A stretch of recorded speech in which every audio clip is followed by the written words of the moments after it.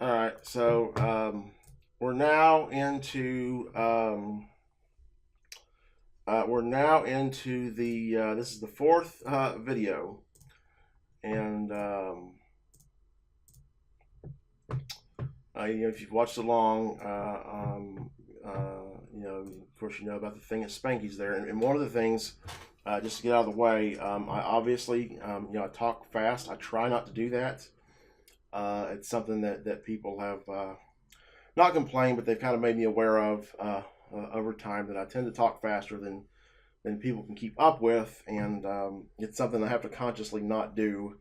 And when I start getting on a train of thought, sometimes I lose focus. And on a lot of these videos, I know that I'm talking fast. That's normal for me. I don't know how much you recall, because our therapeutic relationship was well over a decade ago now, about 12 years plus. And but that's I'm totally fine. Also, that first video, like I say, I'm in I have an irregular sleeping schedule. That's because partly because it's because I'm self-employed, so I work from home. I have no obligations in terms of for every 30 minutes I talk with a client, I might work 150 hours. So it's not like I've got to be on the same schedule as the rest of the world, any kind of 9 to 5. And also because a lot of times I will be plastered to my computer, for 10, 15, 20 hours at a time, and it'll get me turned around, particularly when I stay up for more than 16 hours, so what happens is over time I will, there'll be times when I'm getting up at 7 o'clock, going to bed at a normal time, and then I'll stay up too late or stay up too long one night, and I just get turned around. And so I'll have periods where I'm getting up at 2 a.m., periods I'm getting at 1 a.m., 5 a.m., 6 a.m., 5 p.m., over time. And what happens is after so many revolutions of these working binges, I'll end up reoriented back to the rest of the world.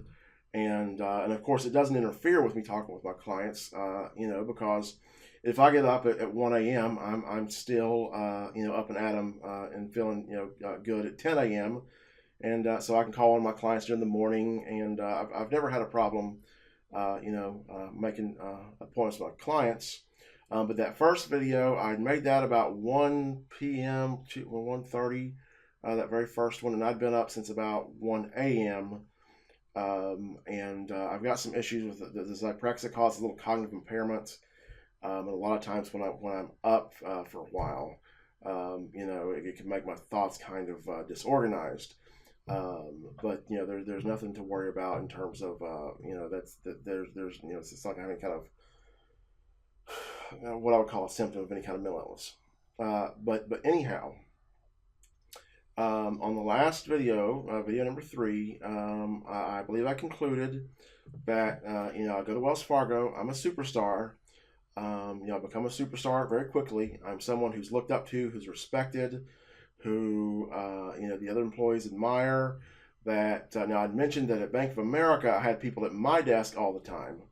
I was asked for less help at Wells Fargo than Bank of America, and that's primarily because, like I say, at Bank of America, it would be everybody almost on the whole team would be at my desk at some point during the day and at least during the week. So I might have 8, 10 different people come to my desk or ask me to come to their desk and ask some question in a typical day at Bank of America.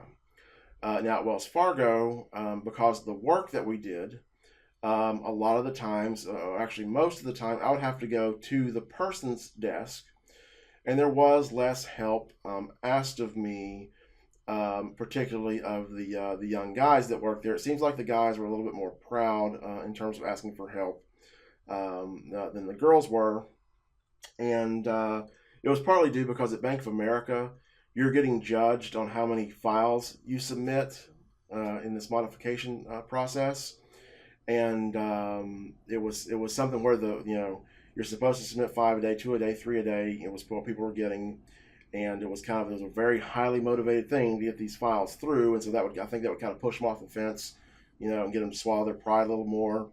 Whereas at Wells Fargo, it's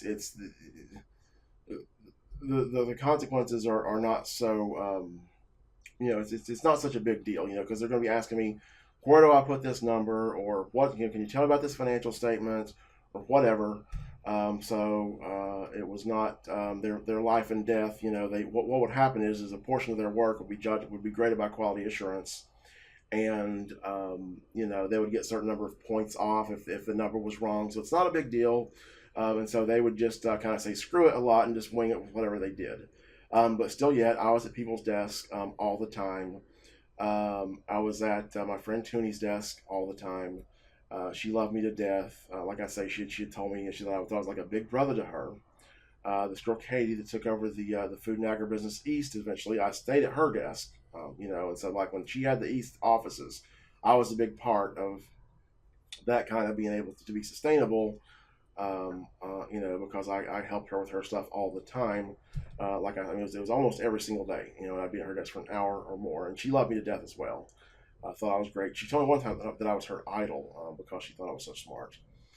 But now, of course, that was actually down the road when she took over the Eastern offices. So where I left off last time, I was still under my same direct manager that had hired me.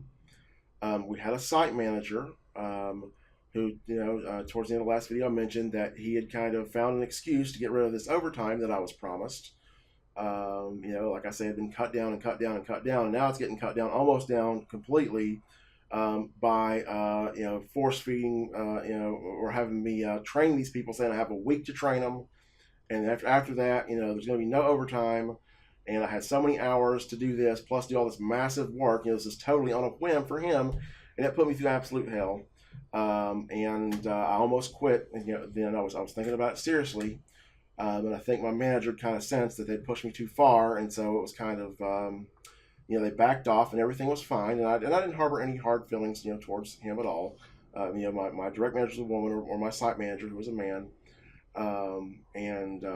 This kind of thing happens, and whatever. And of course, also during this time that we've covered so far. I'd mentioned to you that they kept, that when the food and agribusiness people were bragging on me so heavily at this meeting, that they'd have senior manager after senior manager after senior manager email me to congratulate me, thank me so much for what I'm doing. We haven't had this strong relationship. They would copy their senior manager. The chief operating officer of our segment of the bank, of Wholesale Loan Services, told me he wanted to have lunch with me. And we started having lunch on a fairly regular basis. And of course, this guy is really busy. And the first lunch was, he wanted to know more about me because this was an extraordinary thing I'd done, making these people so happy so fast. Because he'd put it to me that they'd had a bad taste in their mouth for about 6 months. And of course, there was this whole history of before where they had kind of been furious at our department. Now, the subsequent meetings, I got the idea that he had a dual motive of seeing what was going on down there at the floor, because I would notice that I would tell him things about, hey, we had we were talking about like some guidelines or something. I was going to write some guidelines. He wanted me to do that, and I said, yeah. And I said, we've had a problem with the people in India. They're not leaving enough notes. And I said, truthfully, I don't think anybody leaves enough notes, but especially these people in India. And then following that lunch, the next time we have a team meeting, they say, it got up to somebody way up there that we're not leaving enough notes, so make sure you leave enough notes. And so this was a convenient way for him, and of course he'd emphasize to me in that meeting, like, anything you tell me, it stays between you and I. And then what happened was this guy moved to a different department to be a senior manager at another department. The COO, his name was Gray, and he was a great guy. Love this guy to death. Not many months after that, our site manager, so my manager, my direct manager's manager, which now, he reported to a lady named Catherine Hanna, and Catherine Hanna reported to Gray, who had moved. So now Catherine Hanna was directly reporting to Gray's manager, former manager, Peter Amendola. And so what happens is the chief operating officer role was eliminated from our department when Gray left, and then started to have a real budget concern all over the whole bank of trying to cut expenses. This had just started, and so Our site manager ends up going and working at the place where Gray worked, whatever segment of the bank Gray worked at. He gets a job working in that division.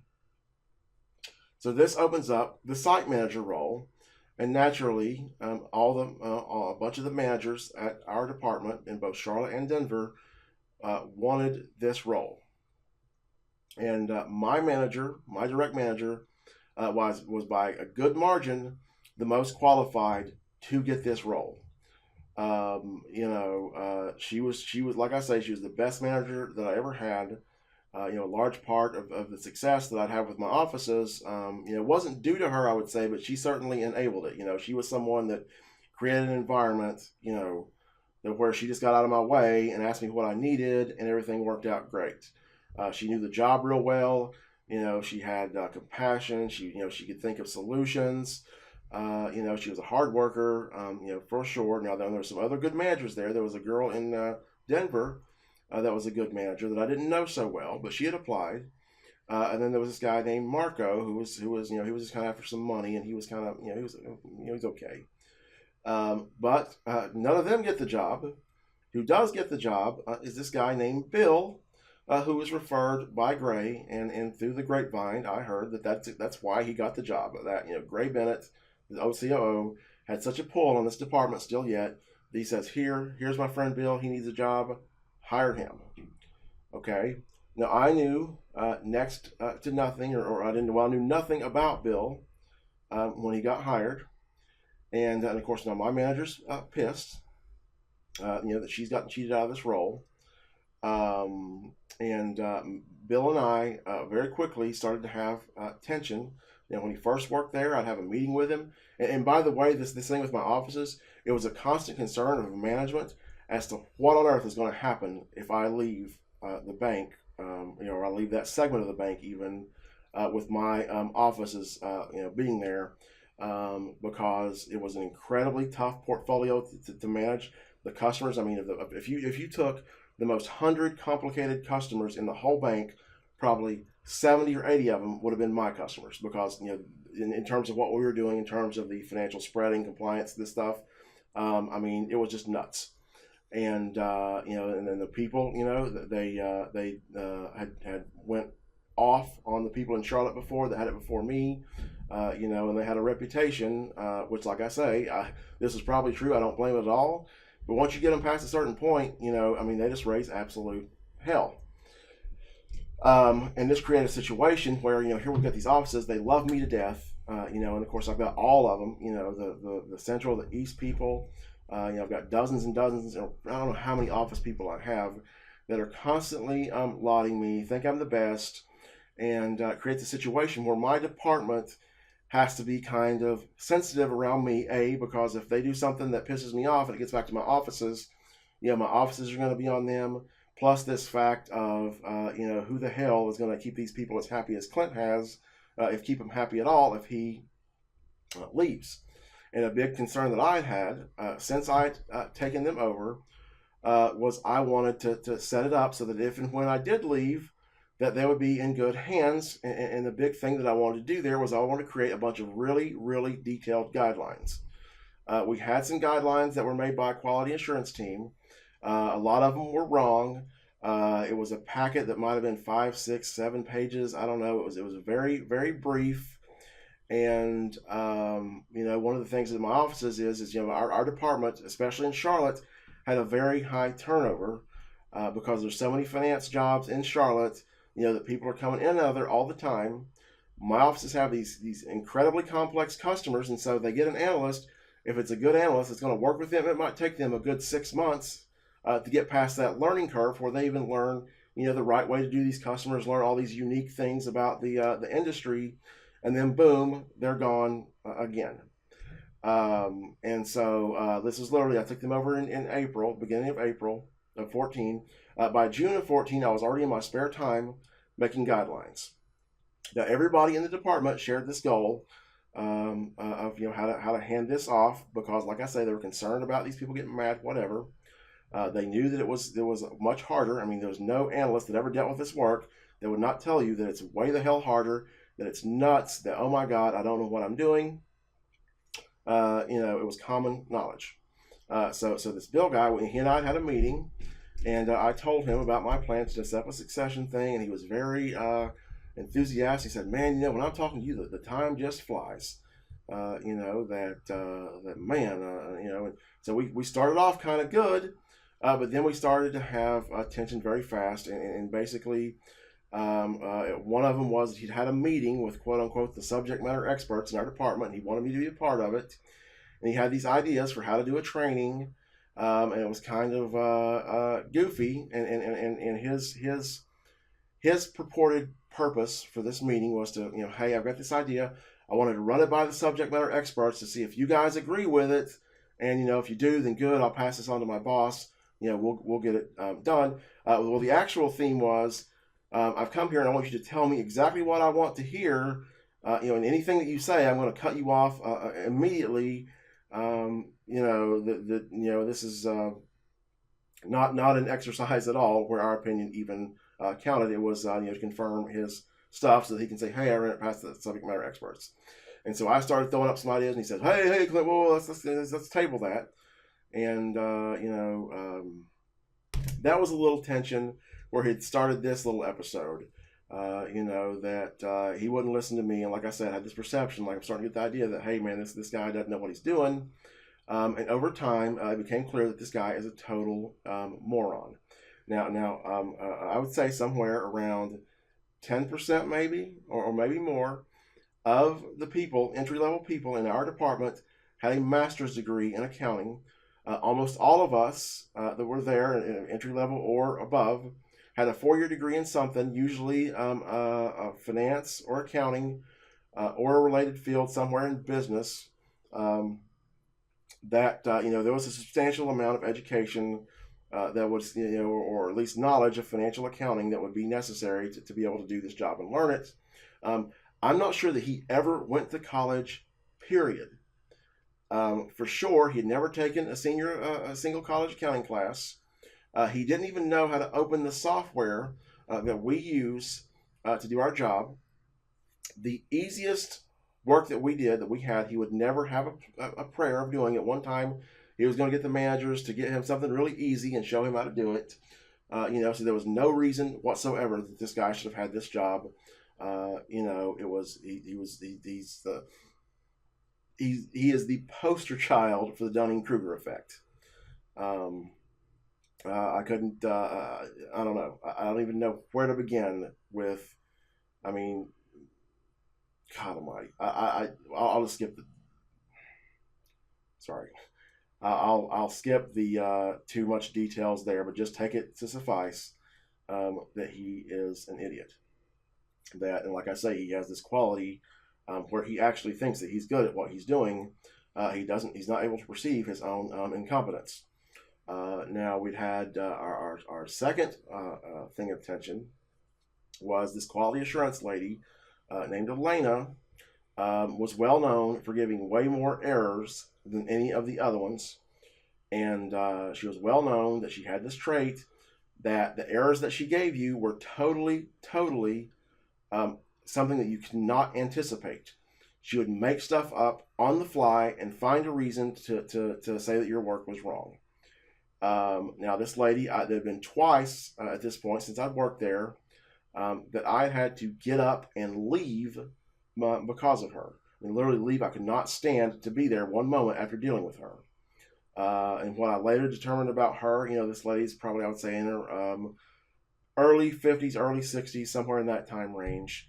And I determined that she had a strong need to see herself as an expert and to feel like she had accomplished something, and so she's going to show, she's going to find stuff wrong with your work. And also, she liked, the people that audited her, we'd have these audit people that come and audit us. And what they like to do is they like to see a stack of work that was QA analyzed, and the QA sent it back to you, and it was either, they said, you got, this is good, it's not. And then they would have a stack of work that was not, and they would compare the difference of the quality. And she liked to jack up, a bunch of errors and stuff so that she could have her little stack of reviews, would look great. And she would also, I sensed that she would use this as an excuse because she's going to get audited, and so she's got to do this. No other QA person was near as extreme as she was. And like I say, the major grievance is there's no guideline, no nothing anywhere for this garbage that she comes up with. And she was very arrogant, and I mean was just downright damn rude. This lady one time was standing behind me and my teammate, laughing at us. We were at his desk, and I don't know who the hell. I mean, that's extremely rude. Just and of course she was laughing at us. Two another quality assurance analysts behind her were beside her, and I turned around and saw her. But who the hell stands behind somebody and laughs at them in a job place? This lady had been giving me garbage errors, and she'd given me a 20% score, which 100% is good. Our goal was, I believe, at that time I was supposed to get like a 98 or a 99% because I'd been there for a while. My goal for quality was to hit up there in the high 90s, and she'd given me a 20% on this spread that I'd done over. This company had $160 million balance sheet or something like that, and she'd said I put $1,000 in the wrong place. So this is 1/10,000% of this balance sheet that nobody on earth is going to care about if they have a clue what they're doing. And of course, this place where I put it, there was no guideline to say put it somewhere else. And I don't even give a shit about $1,000 on a $160 million balance sheet. And she'd give me a bunch of stuff about, this note you left here is out of date. And of course, I talk to the office people for this account every single day. My notes, if there's anything else that needs to be done to these, you're damn right, it's going to be there in the notes. There's nothing out of date. The most up-to-date information I have as to how to handle this customer or pretty much any customer there is going to be, it's going to be less than 3 weeks old. She had said somewhere that I think she said that there was a standard of a year, and the last time I'd updated this note was like 2 years ago or whatever. I don't recall there ever being a guideline presented to us anywhere that said that it had to be within a year. But for any instance, who the hell cares? And so the bottom line is I put way more effort into this spread than any other spread in the whole department, Charlotte, and probably in Denver too. Nobody else has to get on their phone with their offices and talk for hours and hours and hours to do one item, and they do it over and over and over again. So this is a freaking joke to give me a 20% on this, and it ended up getting overturned. And there was then on this day when this incident happened, I tried my damnedest to get along with this lady because we'd had a fight over that. And so I made her a folder on the share drive where she could get documents. I'll explain how I'm doing stuff. I'm bending over backwards to get along with this lady.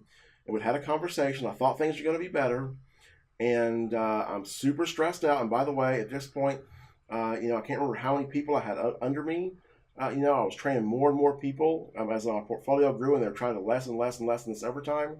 So I might have had at this point 6 people, 7 people, I can't remember, maybe more, that I was responsible for handing out work, answering their questions, whatever. I've got these office people that are calling me all the time. They're emailing me. I got to keep up with them. I've got these nightmare financial statements that literally, it'll frustrate you and drive you nuts just trying to figure them out. So I'm maxed out, and the way I put it is that, I'm in hell all day long, every day, and I can handle it just fine. I'm perfectly content to be in hell. My officers are happy. It's a reward. I get the work done. But what I can't have is my department pouring hell on top of that, and that's when I break. So she had started. I was getting these emails left and right with these garbage errors. Now, some of this stuff was stuff that was in the guidelines that she could get me for, but it was pointless, but I wasn't going to argue with her on those. And then, like I said, I got a series of emails. It was 1, 2, 3 in a row. And whichever it was, the second or the third one, the last one, was total freaking garbage that was going to piss my offices off if I made this change that she had said. And our guidelines specifically said that, that not to do what she was selling, the way that I did it was per the guidelines. And of course, at this point, I'd written the guidelines for the food and ag people, and she's using my own guidelines against me as if I don't know. And I went off on her, and I sent her a very nasty email, and it ended up getting passed around senior management. So this pissed Bill off, and I was ready to leave over this. I was ready to quit, and so Bill has a meeting. He says, Clint, don't, you're valuable. Don't leave. And he says, she says the guidelines say you're supposed to do this. And so I go print out the guidelines, and I go step by step. Here's the step-by-step process. Here's my spread. Here's all. So he's like, okay, here. He said, here's the problem. We've got the master, and he's being graded by people that aren't the master or the apprentice or however he phrased it. That and you're going to have to be patient, whatever. And so it was a tense moment. He wasn't happy. I sent this lady an apology letter, and he seemed to really like that and be impressed. And I forwarded it to him. And I was still trying very hard to get along with him. Now the next thing that happens, it was kind of around this time. They'd had me train even more people for my food and ag group. And these folks were responsible for helping me in what they were supposed to do, because my work has special guidelines. Everybody else's work pretty much has uniform guidelines. And so they know the guidelines, and they're a part of the minority that know my group's guidelines. So they're supposed to take their work and send it off if there's ever a conflict with their work and my work. So I hand out this work. They're there to help for the purposes of reducing overtime, and it's their responsibility to do it. And I had sent this guy 15 items at my manager's request one day. They were due, 4 days down the road. And I got an email from him, or I pinged him, I think, on the instant messenger. And he said he was going to have to give them all back to me. And I think my office was asking about one of them, and they were already past due. So he was supposed to have these done by day 2. There was a 4-day timeline, but what happens is he does it on day 2, and quality assurance has to review it because he's new to my group. And so now we're like day 4, day 6. He's let it go past due 4 days. My office is asking for it, and now I've got 15 items coming to my queue, which, by the way, 10 items at the time was considered a full day's work, and that's for someone who doesn't have 6, 7, 8, 9 people that they've got to be accountable for. And so what's happening is I'm sending out this work, and these people aren't freaking doing it, and the work is piling up, and my offices are getting upset. And I asked my manager, I said, I'm going to need some overtime. The work is piling up, and I told her about this guy. I put these items in my name. Of course, she said she's sorry when I pinged her about that, but I'm at her desk. And so later on, she says, hey, Clint, you've gotten approved for 15 hours overtime. Please keep it under 55 hours. Now, this was not going to be anywhere near enough time in my mind to get all this work done that I needed to do. I told her, I said, the work is just going to pile up, because what happens is my office is sending work. So when I'm behind, and I don't have a lot of work, like I said, I was anticipating for the next several days of how this work's going to pile up, then we're going to be hopelessly behind. My offices are going to have stuff that they need that they're not getting. It's going to be bad. And so I'm kind of upset at her desk. Now, at one point, I described this as abusive, but it was not. That I was beating myself up. But I was very agitated and upset. I said, hey, listen, the work's going to pile up. And she had this really upset look on her face, almost like she was about to cry. Her face was red. And she said, well, I'll talk to Bill. And so she goes and talks to Bill. I'm sitting there and says, hey, Clint, let's have a meeting. And so it's me and this girl. Her name is Jessica.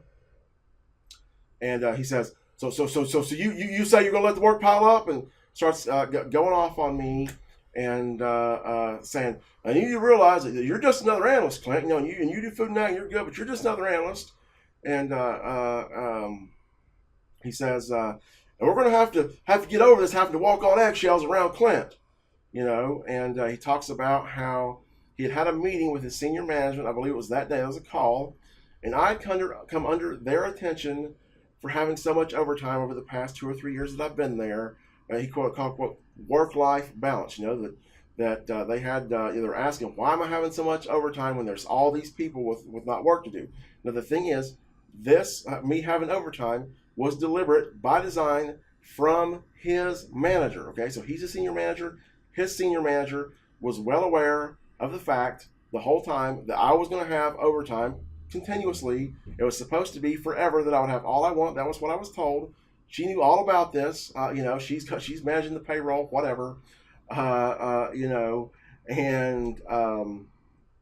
I'm getting bitched at over from some high up management over the policies that were set by his manager, as if there's something wrong that I've done. And kind of what I thought I didn't say is, how many hundreds of thousands of dollars do people have to make before you take notes? Like, you even fucking know what's going on in your department? You're the senior manager. Why is this not notated? Why do you not get a memo? Why are you yelling at me? And then the thing he says, Clint, you're a smart guy. How many people we got doing food and ag? I believe I just listed some people, or maybe I was silenced, But what I want to say is at best we've got two. Me and one other person, and everybody else just takes the work and doesn't fucking do it and sends it back to me. And so that was his big thing. He's mad as hell at me. And this was again the same thing with this quality assurance lady. Even though that he kind of took my side a little bit on that, but it was as if I was 100% the problem. My manager was 0% the problem. The fact that they weren't enforcing what was supposed to happen with these guys, and like I said, I already told her a day or two before about how this guy had put these work items back in my name. It was all me. I'm this person that's arrogant, that thinks he's better than everybody else, that he's more important than everybody else, that I'm just that I'm not just another analyst. I don't think, and that there's got to be something done. I got to be whatever. And that was kind of the start of the times when there was serious tension between us continually from then on and off. And what happened was I ended up getting moved to another team, not under this manager. I think I was stressing her out too much with these fights with QA and all this other stuff. And of course, around this time, somewhere in around this vicinity, I think it was maybe, I can't remember how long it was, but it was a few months after this, somewhere around the general that this happened, I'd say maybe 6-8 months down the road. I had went to a psychologist to get tested because I was convinced that I had Asperger's syndrome. I had started reading about this when I was about 33, and again, I got hired at age 33 at Wells Fargo. And I can't remember the exact timeline, but it started out that I was reading online information, and then I bought this book by Tony Attwood, and the whole thing seemed like it was describing me exactly. And when I would take these tests online, I would answer the most conservative I could on every question. I would kind of have like a critical thinking analysis, where I would develop some methods to kind of weed out this self-diagnosing errors that I'd made in the past, with the stuff that I talked to you about, this ridiculous thing of me being a psychopath. And so one of the things I would do is I would do a scenario of these tests, these online tests, where I would answer what's the most conservative I can answer without blatantly misrepresenting the case, and still yet I would significantly be above the threshold to say that I had a probable case of Asperger's. And of course, I wanted to get a formal evaluation. I was extremely picky about my psychologist because I was so convinced that I had this. I wanted somebody that I knew that their answer would be good. And I found this lady. I believe it was because she specialized in testing. And we had done we'd done an interview. We'd done another session where I did a bunch of personality inventory, executive functioning inventory, various fill in the bubble tests like that. And then we had the final interview where she concluded, and of course and I was aware of this, but this time the Asperger's had been axed from the DSM, and so she said that I met the diagnosis, it was issued a diagnosis of autism spectrum disorder without accompanying intellectual impairment, and she said that had the disorder of Asperger's still been on the table, that I would have fit that as well. And another thing that was starting to happen, and it actually had been happening, was I was beginning to have increasing cognitive problems. And this has started shortly after I worked at Wells Fargo, that I'd started to notice this. The first thing that happened was I would continually, and not like everything I would say, but it would happen all the time, that I would be speaking and I would lose my train of thought completely, mid-paragraph, mid-sentence. And everybody does this, but I had never done this, to my recollection, not in any significant amount of time. I mean, maybe once a year at most. I mean, I don't recall ever doing that, at that time. That's why it scared me. And it was happening kind of frequent. The next progression that I noticed, which I'm sure it was progressing gradually over time, but the next thing that I noticed was I would have interviews or meetings, and I would have to continually, if I had something to say, and the other person was talking, I would have to continually repeat in my mind what I wanted to say, or otherwise I was guaranteed to forget it. I mean, my mind was going, and I didn't know why, and it was kind of terrifying. Another thing that was starting to happen was I was starting to feel ill over time, in terms of being lethargic and tired, and whatever. So things are starting to get kind of bad for me. Now, this Jenny girl, she had worked, she worked in the loan documentation department, which was right near that their cubicles were in the same office space that ours were. And I had this customer that was extraordinarily complex. Like I said, this is probably the most complex customer in the bank, I would say for sure. And she had gotten a task to update the loan documents for this company. And she pinged me, and I don't think I'd ever really talked to her, but she pinged me and asked me if I could help her, which I did. And sometime after that, she had applied to be a credit analyst. She did not want to be a loan document specialist anymore. She wanted to work in credit analysis. And so she was in training, and at the same time that this happened, just coincidentally, they moved a bunch of the loan documentation department's responsibilities over to our credit analyst responsibilities.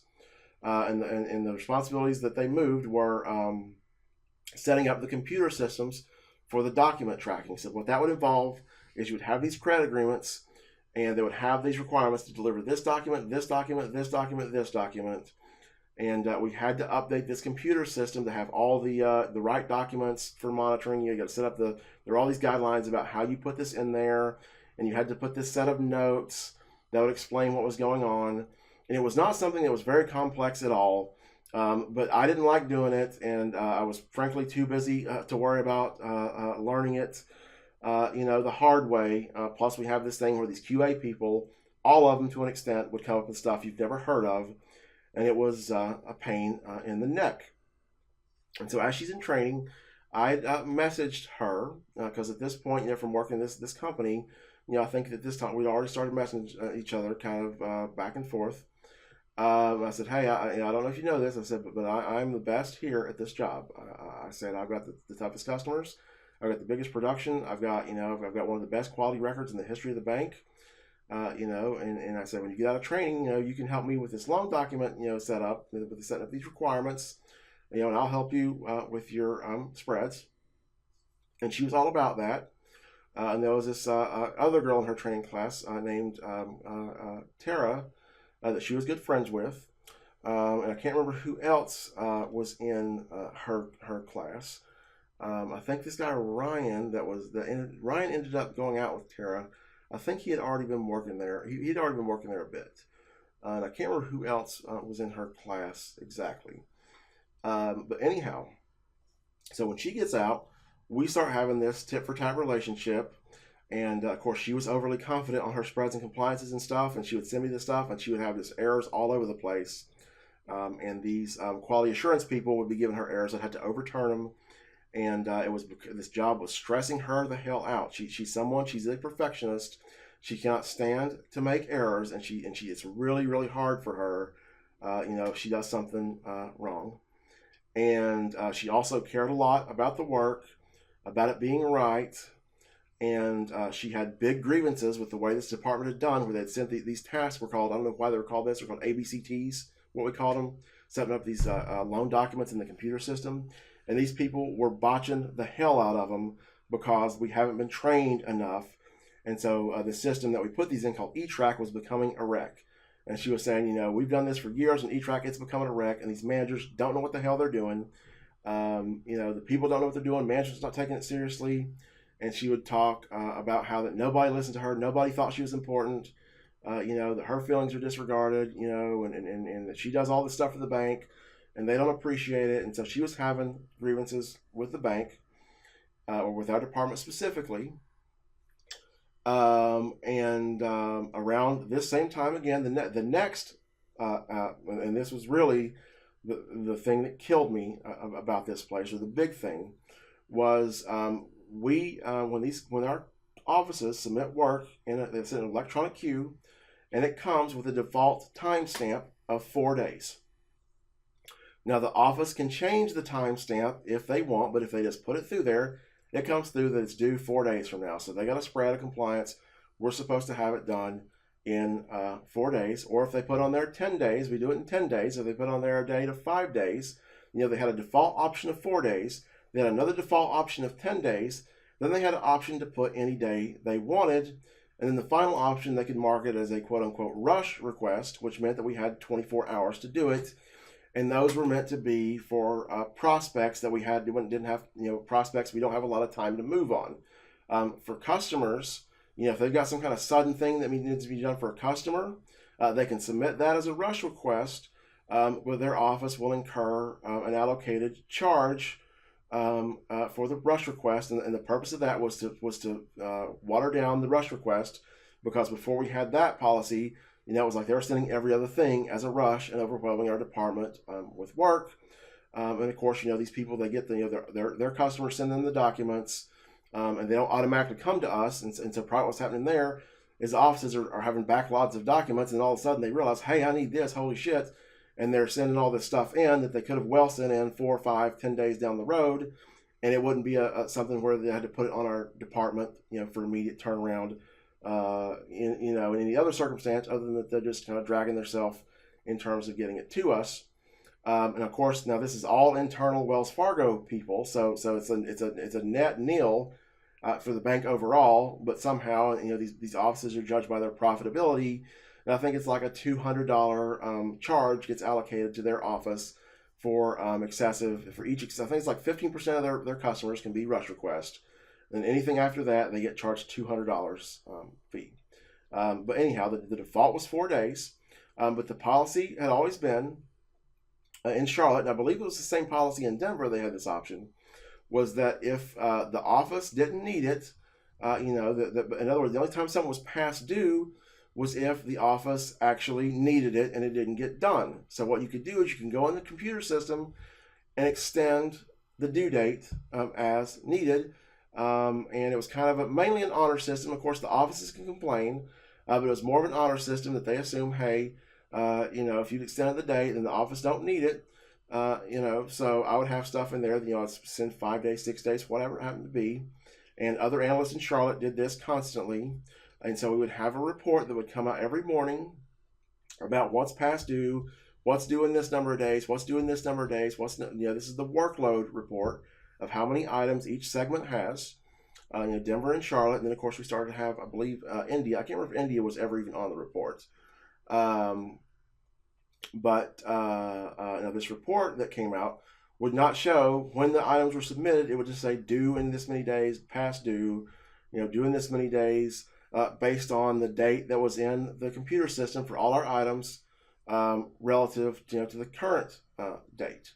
Now, our department in Charlotte pretty much never had past dues, and it was expected at the bank that they wanted extremely little past dues, except in what they called quote-unquote busy season. Now, the people in Denver were having past dues on a little more regular basis, and what had happened is one of these managers in Denver had started, and it was probably a couple of them, but it was one that reported, had started printing off production reports for the people in Charlotte to kind of like figure out what's going on, and I guess try to get us in trouble. And mine was one of the ones that he had pulled, and I had items that were submitted at some point, and I'd had them extended for months into the future. So it might have been February, March when they pulled these reports, and I would have stuff that was submitted in January that I extended the due date to July something or another.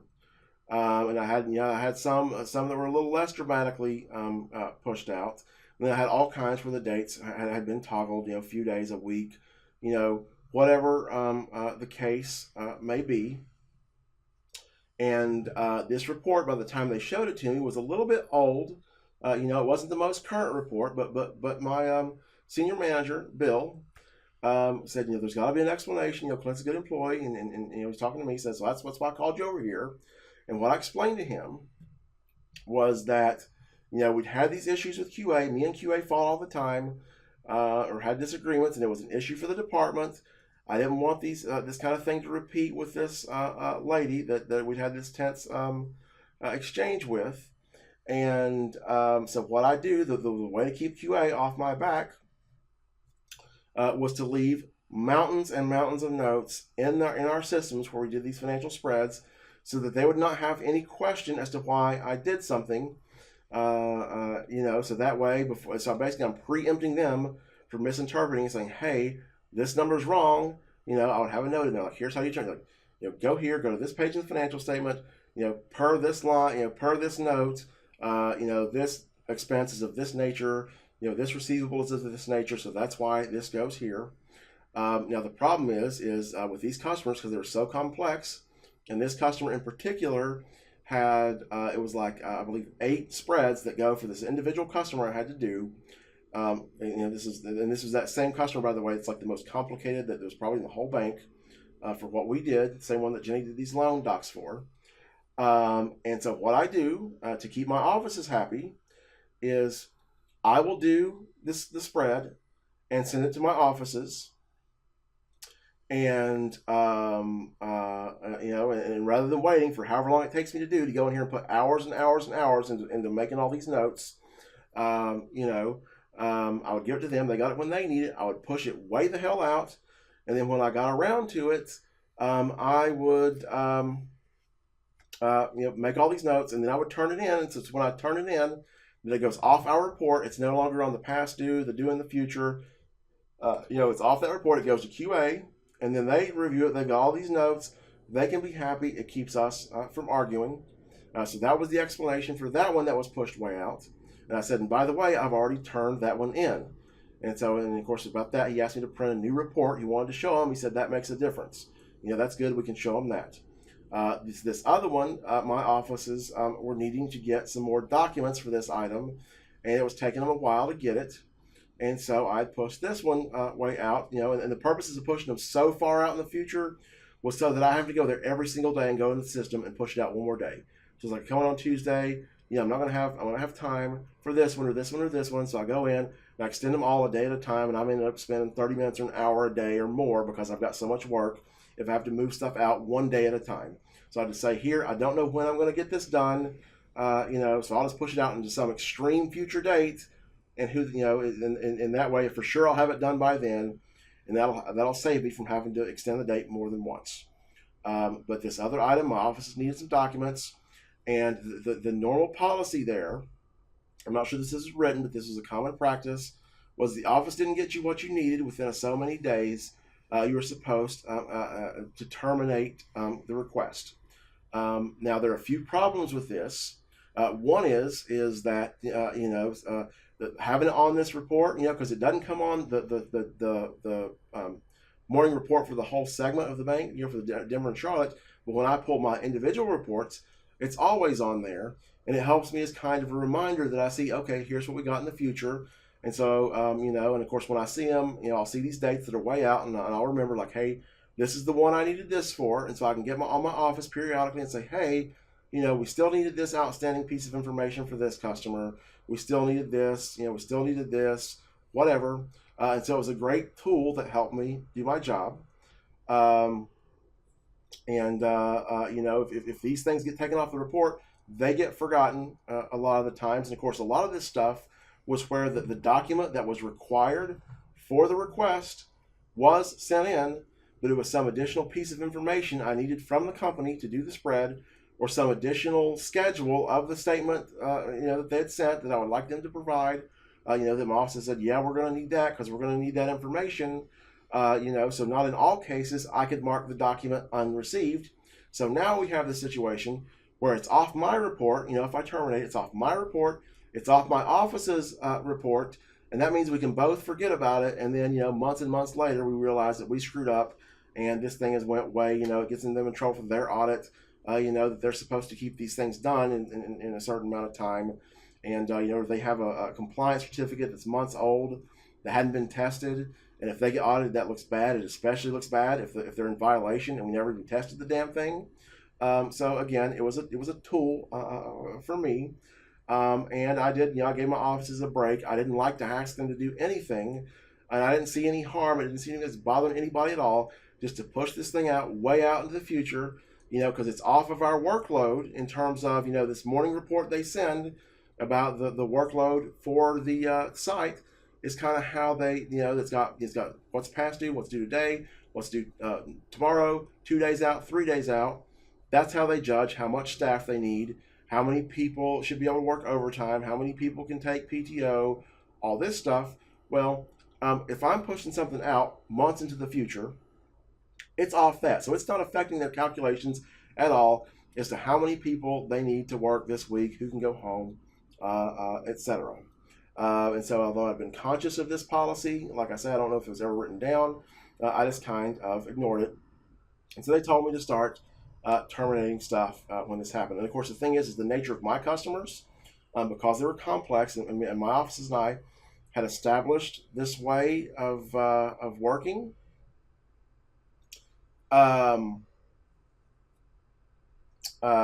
It was a fairly, it was a common thing for us to need this additional information.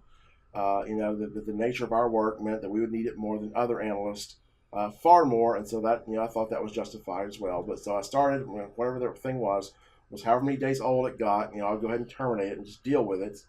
They had caught this other kid that had pushed stuff out repeatedly, and he had actually no excuse, and his stuff was past due. And they ended up, his offices had like, they'd gotten audited and gotten in trouble over it. And so his thing was a big deal. And Bill and his senior manager, Catherine Hanna, had this meeting where they determined that the rule was we don't extend the due dates on anything for any reason at all other than documents missing. And of course, also, I forgot to mention this, but this helped me as I was getting progressively more ill, which I was starting to get really ill as this is happening. By the time they came with this policy, it was coming to the point to where I would have to leave work sometimes. I would get there at 9, 10 o'clock, and I would be destroyed and couldn't work anymore by 12, 1, 2.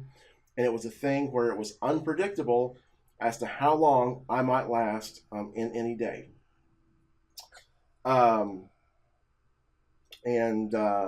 So this is part of, that's how I'd manage my work. And what I would do is I'd be on the phone with my offices all the time. I'd ask them what they needed, and whatever they needed, I would make sure that they get that. And then also, we'd had this practice going for the whole years I'd worked for them at this point. Where my offices, they're sending us mountains of work all the time. A lot of this work they would prefer that only me do, so they would prefer to push out the due date as opposed to say, this has got to be done today, so send it to whoever. Also, the order the work is sent doesn't necessarily bear any resemblance to the priority of the work. So what happens is the offices, they mostly submit this work. It's almost like haphazardly. They got a minute in the day, and they'll just, here, let's get these documents and send them to the loan center, which our department was called the loan center informally by the offices. Get these off the bulk report, which was their report that shows what's outstanding, and they got to turn this in every month, and it looks poorly on them if the documents are still outstanding.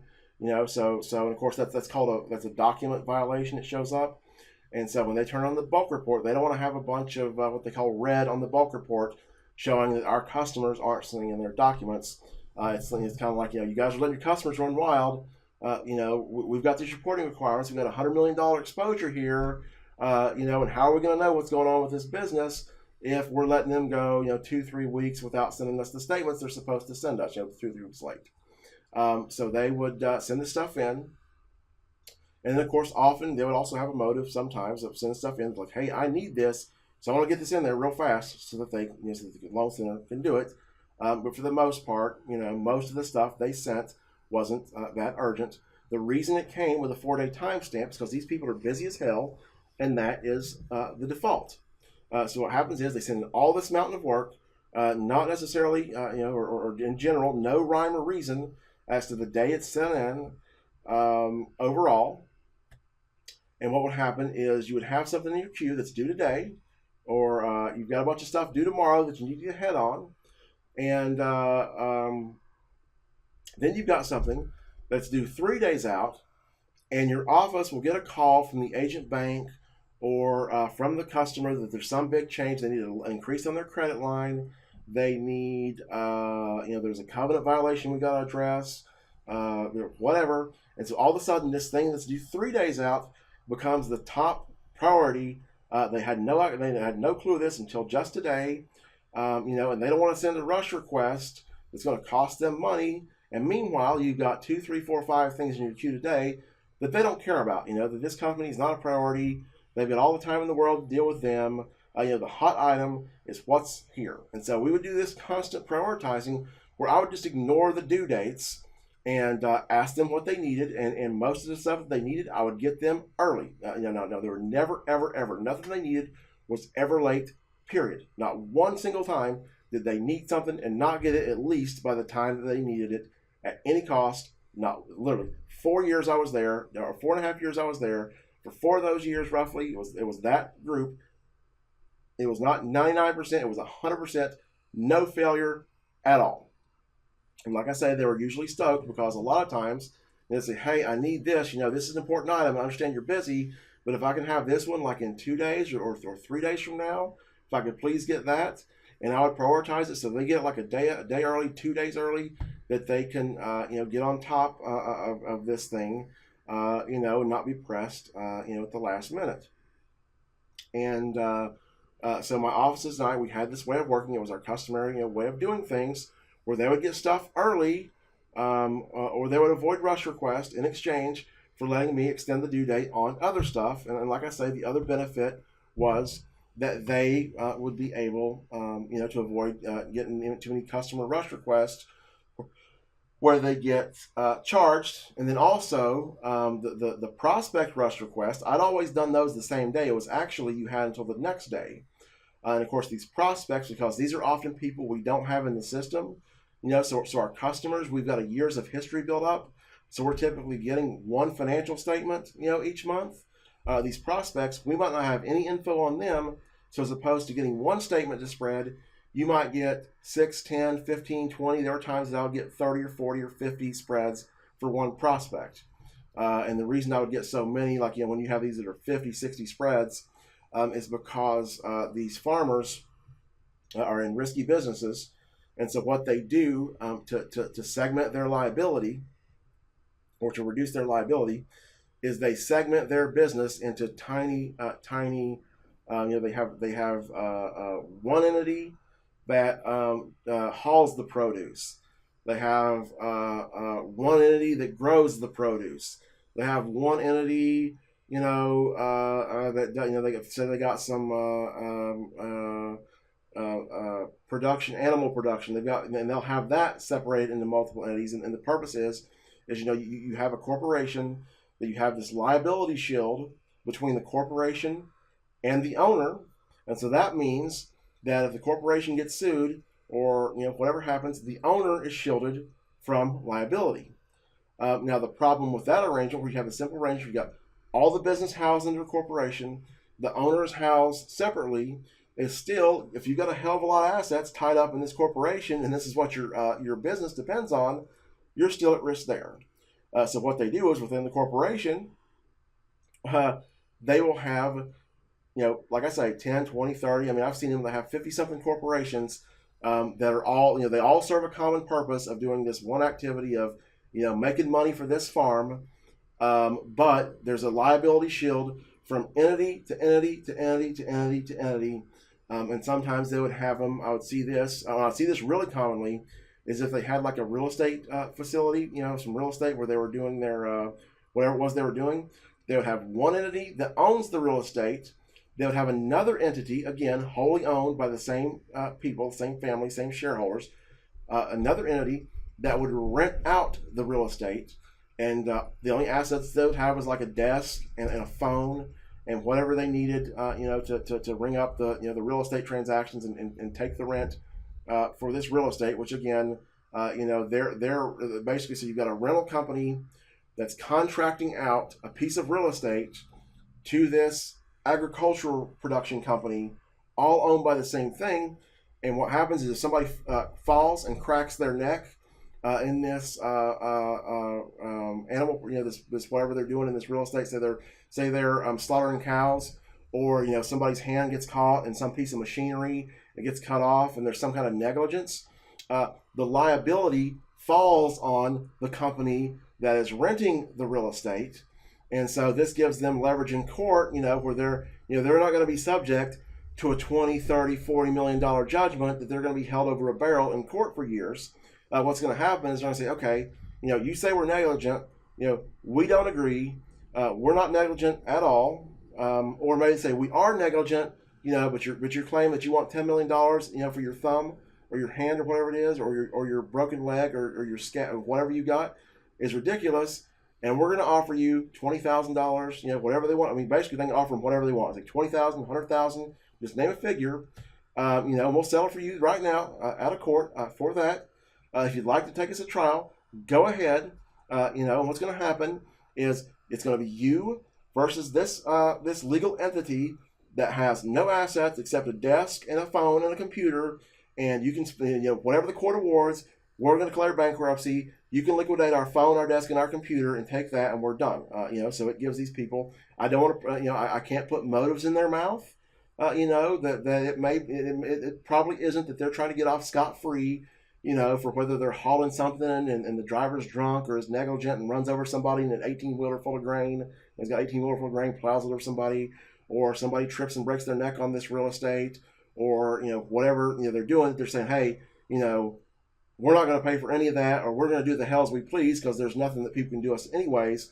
But I'm sure that it's at minimum, hey, these people can have these ridiculously large settlements that juries award them, that's going to take a bite out of our business, that's going to kill us, and of course, even if we're in the right, we might be fighting this thing and paying these expensive legal fees for a period of God knows how long. It's going to be hell on us. So we put all the cards, all the power in our hands to where this stuff happens. Basically any entity and any activity that this, and like I say, it's a bunch of legal entities that are separate from one another, that own their own separate assets, but they're acting as one big economic entity, for the same purpose, that ultimately it's all owned by the same people. But any activity that this economic entity, that's one business, that's for all practical purposes, the customer sees it as one business. The family, I'm sure, that owns the place sees it as one business. The shareholders, whoever it may be,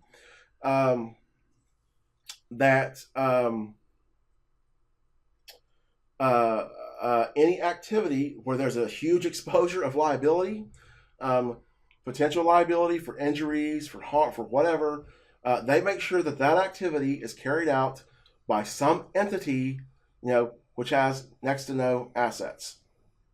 And a lot of times, also, they will have, just for their purposes of bookkeeping, they will keep, like say that that they're into doing some kind of animal production, and they've got crops, or they got apples, and they got potatoes, or something that's separate in their mind and part of their business. They will keep totally separate books for those as well. And so what happens is I've got to get all these, and sometimes the offices say, here, I want to see their crop operations. I want to see, their if they got like a fuel company, or whatever else it is that they're doing, or a mineral extract, whatever else they're going to do. I want to see that separate. And of course the management, a lot of times, my office's managers and the approval people that approve their loan, they like to see, where's all the risk concentrated? How is this, as opposed to the whole company? And so you'd have this company that has, 4 segments, 5 segments, 6 segments, 10 segments. You're getting separate financial statements for.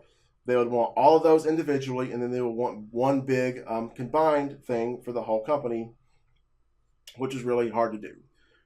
So we would have, like I say, if I've got something to come to my queue, and I've got to do 20, 30, 40, 50, whatever, in my offices, they need to be on this deal now, because these approval people don't care how many businesses it is.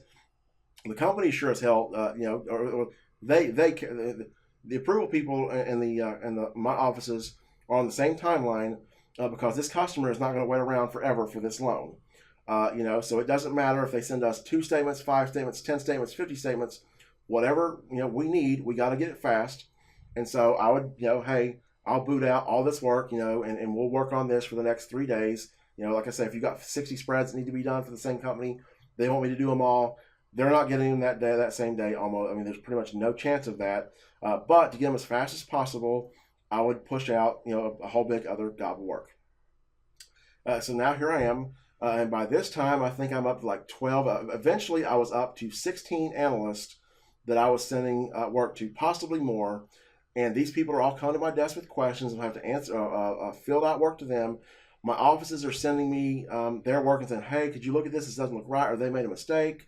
And I didn't want my offices to have to be, bounced around to 16 different desks.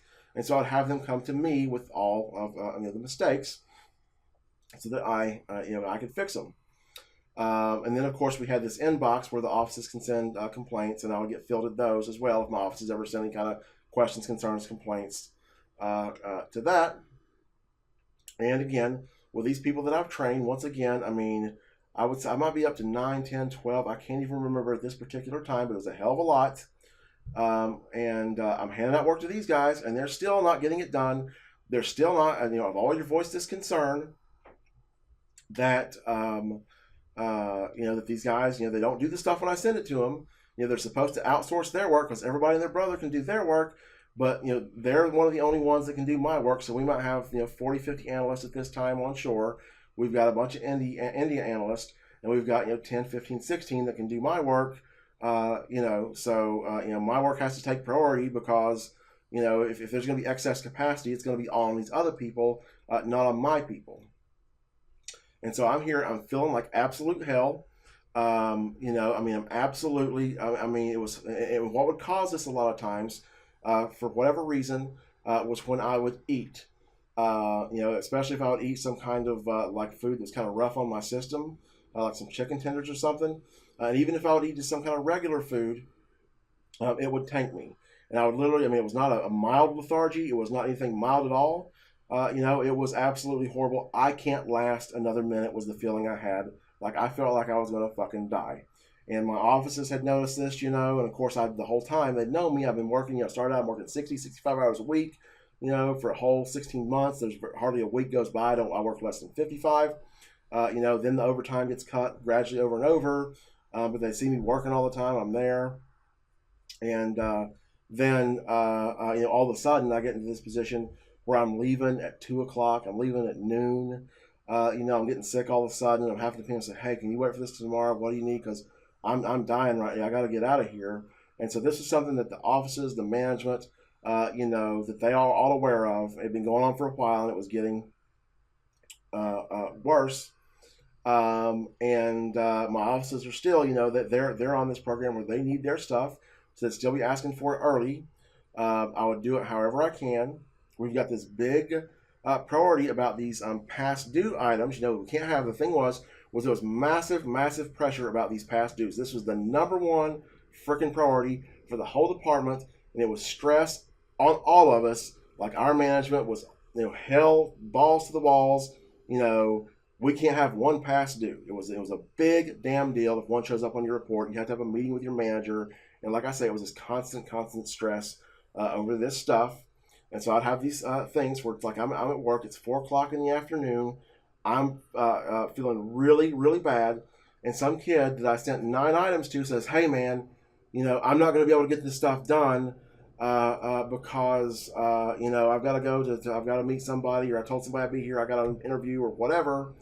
And all my work that I have, my offices need this stuff, so I don't know what I'm going to do. Or actually, they would either say, "I don't know what to do," or they would just say, "Can I give this back to you?" Or they would ask me. But generally, I would take the work back from them, which, that was kind of my fault, sort of, at those times, because what I should have said was, "No, you're taking this damn work yourself." And of course, I don't know, what they're going to do about that, because if it's me and them are the only food and ag people left there, and they're leaving, who are they going to give it to? So my managers would probably dump it on me anyways. And so it would be like this incredible willpower thing where I had to stay there, and I would just be ready to die the whole time getting this damn work done.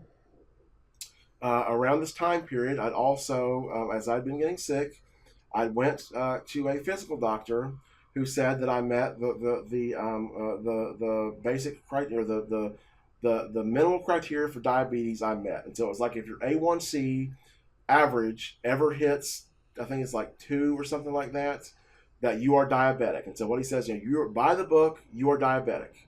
If you'd been a tenth of a point or whatever it was less, you would not have been. But you meet this minimum.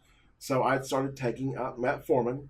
I'd also been trying a bunch of diets. I went on this diet for a while where I was drinking these Ensure shakes, thinking that a liquid diet would be better for me, because the food wouldn't be rough on my system. Now, this ended up not working out well for numerous reasons. And of course, I have, when I don't eat a lot, if I don't have something that's got a lot of sugar, whatever in it, protein, I would get these shaky periods, they're very uncomfortable when I have this type of hypoglycemic attack, which is not due to my blood sugar being low, but it's because my blood sugar is elevated for all the time. Then all of a sudden it goes to a normal level. This is what my aunt told me, that your body senses the change in your glucose, not any absolute level. And so I'm doing really, really, really bad. And like I say, this metformin in the diet was not doing anything. And my cognitive impairment is getting worse. Now at some point I told my manager that I had autism. I was telling her almost like an entertainment thing, because I just heard this, and it was kind of cool to me that I'd found this thing out about myself. And actually, I think it was around the time that I'd had this argument with the QA people, and she had apparently told this to Bill, and they had sent me this number to call, said if you need any kind of accommodations, which they're covering their responsibility there. And so I called that number, and what I wanted, I'd already been given this informally, but I wanted the ability to come there later in the day because my Zyprexa.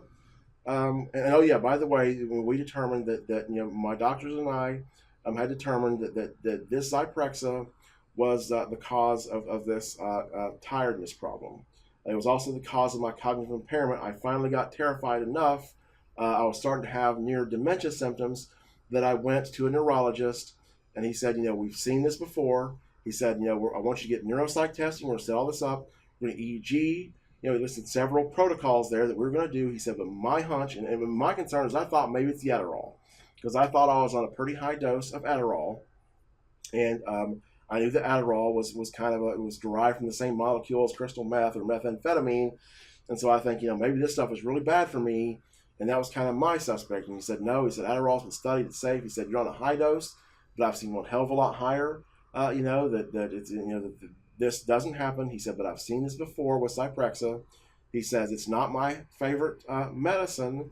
He says, I understand I've got a skewed sample because all the people that come in here to see me, it's because they've got problems. He said, but this is my hunch that this is what it is. I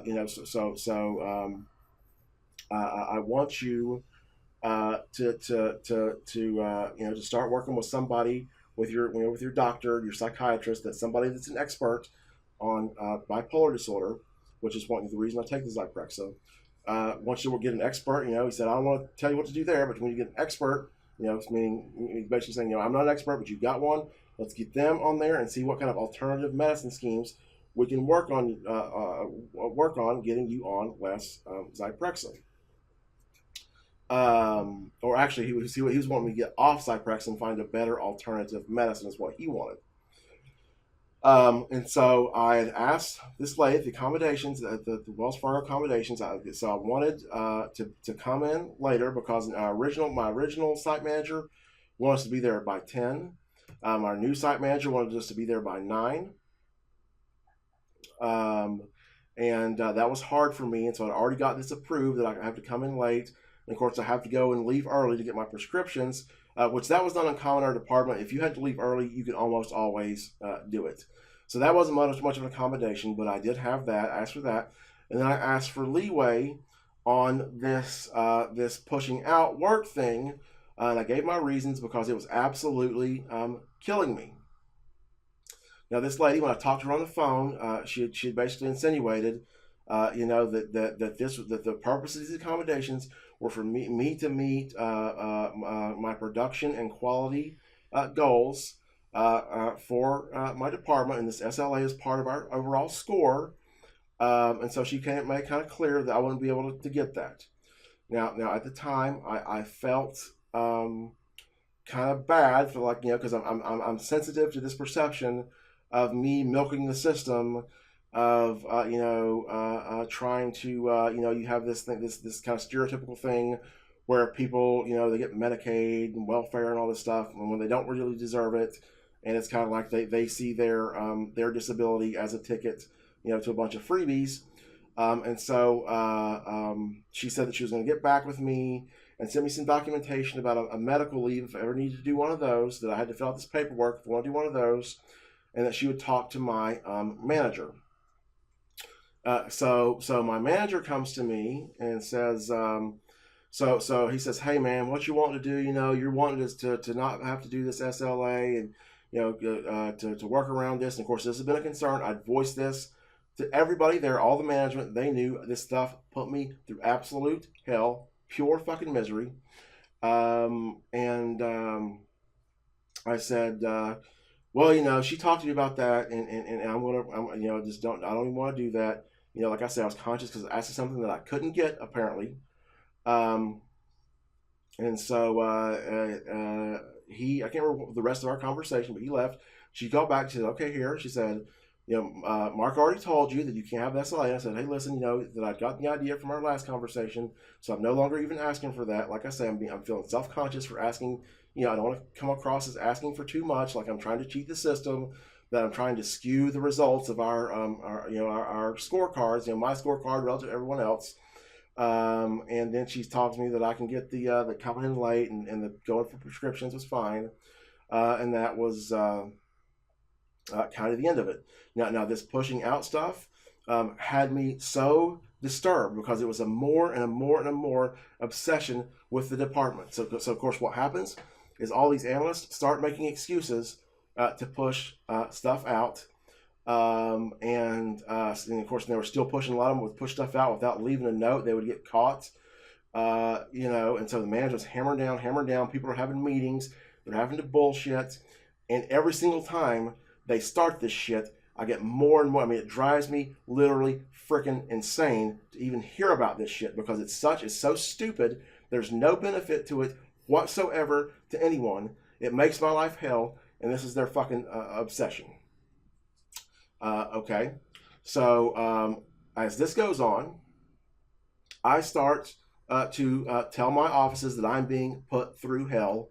I was also trash talking these QA people for being ridiculous quite a bit. They would send me this ridiculous stuff. I'd get mad, and I would even trash talk them at times about the stuff that they give my cubicle partners.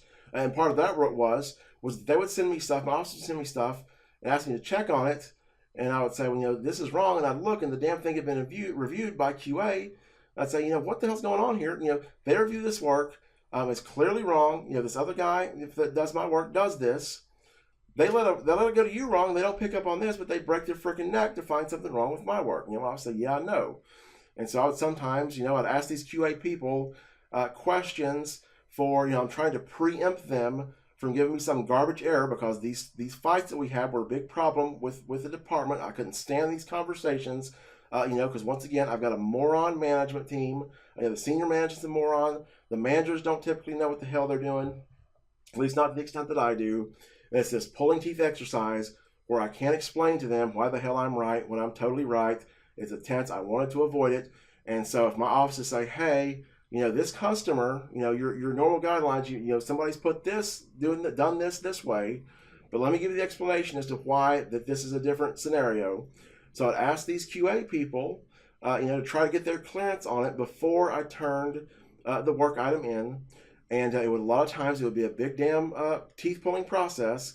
And I would give my officer, listen to the fucking ridiculous explanation they're giving me. I'm not sure if I'd say the F word, but I'd say, listen to this dude. And I would copy and paste sometimes what they'd say and say, is this the most ridiculous thing you've ever heard? Like, these people have no idea, what they're doing. Can you imagine, you're in a financial analysis, credit analysis job. You're quality assurance. You're supposed to know about financial accounting. You're supposed to know about commercial lending. And you think this. I'm like, have you ever seen, and so sometimes I would drill these people. And of course, this gets back to the management. Now, Bill had already been frustrated as hell with me. He didn't know how to deal with me. And this girl, Jenny, had also, she had broken down crying, the place that stressed her out so much. And of course, analysts were living in hell there. And I could tell, and I didn't like the fact that Bill didn't like me. I wanted to get along with him. And I felt bad sometimes about like I was messing up his stuff or whatever, that the things that I would feel bad about, our relationship from time to time, because I didn't really mean the guy any harm. But I'm not going to sit here and be put through hell and be quiet about it.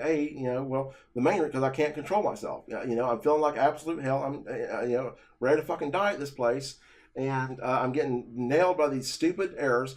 I've got 16 fucking people I'm handing out work to. I got people coming to my desk. I've got every stress in the world, and this is just too much. And like I say, everything they asked me to do, I did. My response for everything was to work harder and work more. So these QA people, they don't understand the agribusiness industry. They don't know financial accounting. My response is to leave a mountain of freaking notes in here to educate them on why they need to do what they want to do. But it became apparent to me that Jenny was acting as Bill's intermediary spy / way to communicate with me. And the first time I figured this out was, and of course you got to remember that we're in an office space that we have cubicles that we sit in, and Jenny's cubicle is way over on the complete other side of the room from mine. Okay, so when I'm on the phone with my offices, there's no way in hell that she can hear me, and sure as hell, no way in hell that she can actually understand what I'm saying if she does somehow magically hear some faint version of me. Now she's over there, she's near where Bill sits as well when he comes in, which he's not on the floor a whole lot. But I messaged Jenny, and I said, we'd had a meeting. I said, hey, Bill hates me. And she said, I can't remember what she said, and I'd said something, I don't know why, and she said, throwing the department under the bus and throwing QA under the bus and whatever. And I said something to her about, I don't want it to, I don't want to do that, and I told her, whatever it was I said, I can't remember, but it was something, I didn't mean to do that, this is just me, and I'm having a hard time, or whatever I said to her. Now, instantly when she says this, though, did I throw the department under the bus? Did I throw QA under the bus? All this stuff. This is not something that she would have any way whatsoever of knowing, because I never told her about how I tell my offices this stuff. I may have vaguely mentioned some of it, but for her to have that info, the only way is if she had been told by Bill or someone else in management. And of course, I suspect Bill immediately. And then right when I say that, there is Bill comes up and says, "Hey guys, let's go out here to the store here. I forget what the place is called. It's next to Starbucks. Was an ice cream shop, and he bought us all ice cream and told us, hey, you guys have done a great job. Let's all go home early." And what happened there was like the tone of this was, hey, he's just like, I've said something positive, that I want to work this out, that I don't mean any harm. And so he's trying to be nice and get on my side or whatever, because again, we're in this sensitive situation that I have trouble interacting with this guy. On and off, I really, really, really intensely dislike him. I think his policies are stupid. I'm talking shit about the department. I can't remember if I was talking shit about him at this time, and I'm like this mystery. He doesn't know how to interact with me. He doesn't know what to say. And he's worried if he yells at me or does anything to me, it's going to get back to my office. And so Jenny, becomes his way to just try to figure out what the hell's going on with me and how to deal with me, and to kind of covertly, communicate with me this way. And there'd been another time like this, I do believe, where I'd said something, there'd been some reward. I can't remember, but for sure, that one, and I could tell exactly, what was going on. Now, Jenny leaves in July of 2017. The stress of this department had just killed her, that she couldn't take it anymore. She was sick of being treated like shit. You know, she'd done all this stuff for this department. She'd done all these trainings. You know, she would do these bake sales, you know, that these people would be raising funds for something. She would bake the goods. She was going way out of her way to help them. You know, she was a perfectionist about her work. And of course, I'm over there helping her.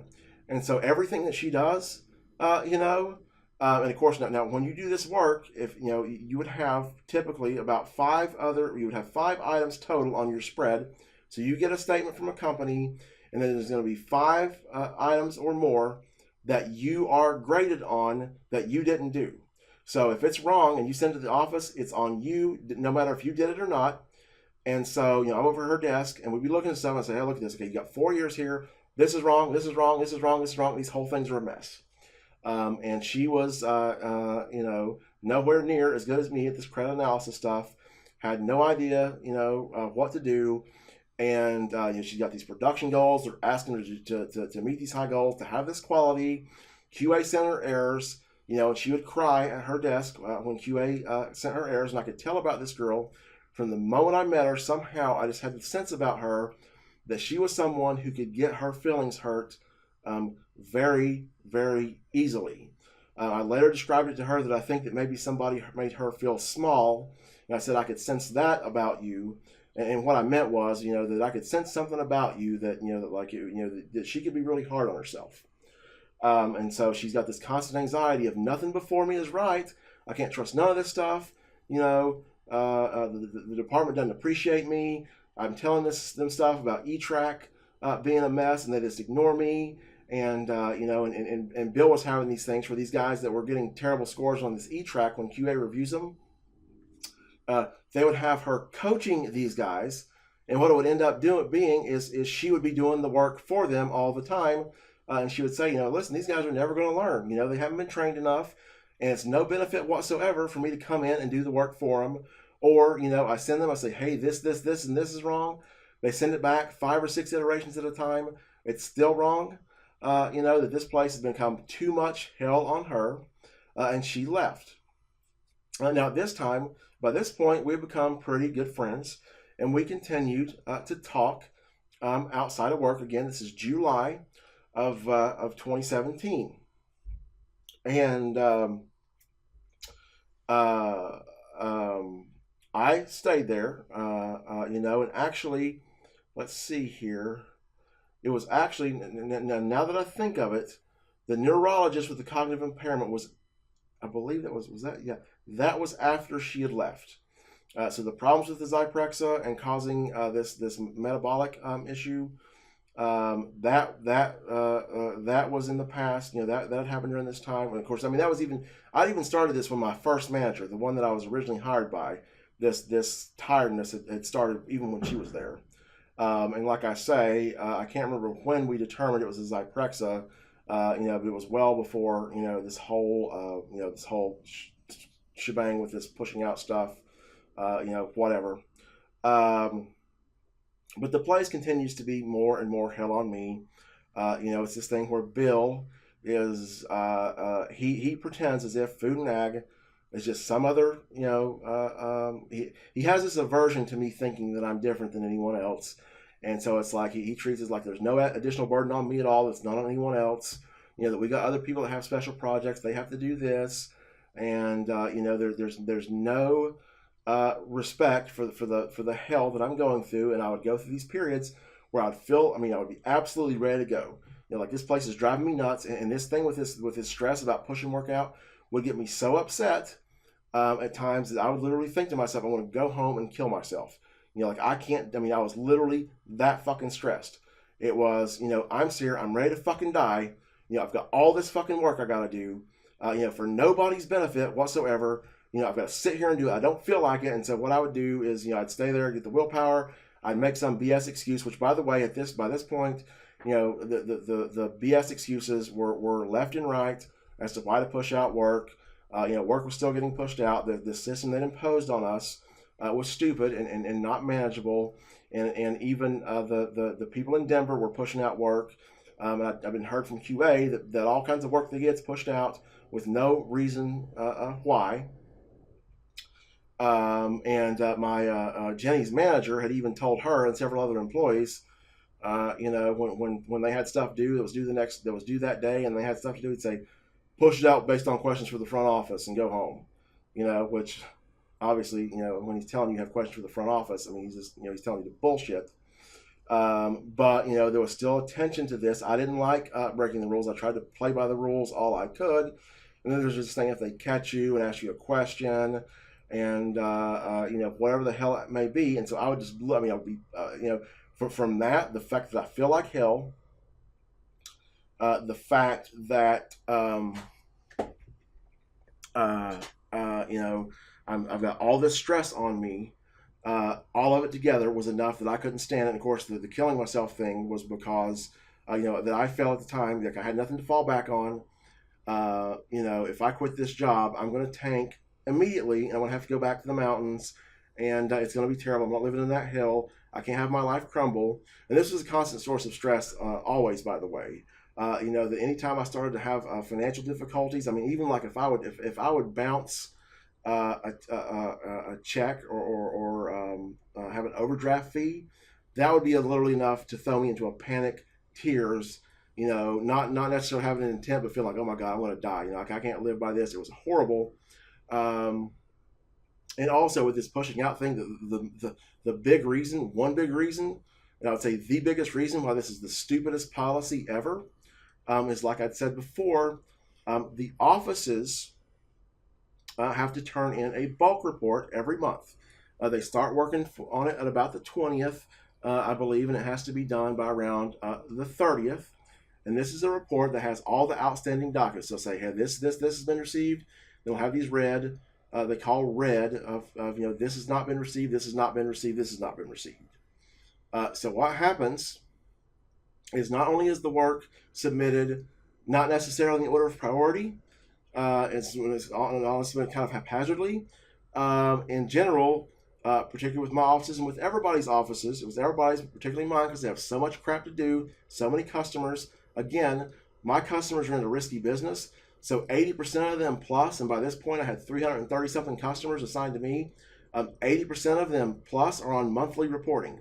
They've got business guarantors, they've got individual guarantors, so I'm getting pounded, month after month for almost every company I've got, multiple financial statements. While everybody else, they're on quarterly. They don't have all these guarantors, as many as I do. So and of course, obviously, I guess if you're going to have more financial statements, then you're going to have more of everything, regardless of the the nature of your business or the nature of the customers you're dealing with. But what happens is you get work trickling in through the several weeks. Then when the offices start working on their bulk report, the 20th, the 15th, the 25th, whatever it is, you get deluged with financial statements because they're pulling their bulk report to work on it, and they've got everything under the sun showing that it's outstanding when actually it's been received. So they start digging through their shared inboxes. They start digging through their document portals from the agent banks, which the agent banks, what that is in a multi, when you have an arrangement where you have multiple banks financing the same loan, there'll be one bank that's the agent that's in charge of everything, and they will have a portal for the other banks to log in and get all the documentation that customer has provided. And so you get a massive just wham, in those 5 or 10 days, you're going to get probably 2, 3, 4 times the financial statements you get for the whole rest of the month. So what happens is you have this mad freaking dash to do all this work absolutely as fast as possible to not have it go overdue so that these doofuses don't raise hell on you. The work is obviously going out. It's bad quality. It's another thing. The work is increasingly low quality. Of course, the offices have complained about it on and off a good amount for a long time, but it was getting worse and worse and worse quality. And it was all because it's pushing out stuff, or largely because of that, and also the not training. At this time, we had good analysts. The analysts that were there before me, some of them, as I've said in other videos, were really bad. But these guys were good. These were key people that cared about their job, wanted to do well, and that they were good workers that didn't want to screw their offices over. and like I say, the morale around the department was freaking horrible. I guess I'll turn this video off. This is kind of, I think this is the end of the backstory about the circumstances surrounding, the history at Wells Fargo. And it's after Jenny left. She left in July. We keep talking, and it's in those subsequent months that this, like I say, it's a civil rights violation, that massive rights violation that caused me unbelievable pain. That has left me traumatized as I figured out slowly what's happened. And so the next video, I know I've promised this in a bunch of them, but in the next video, I should be able to get into what happened and then start going into the evidence.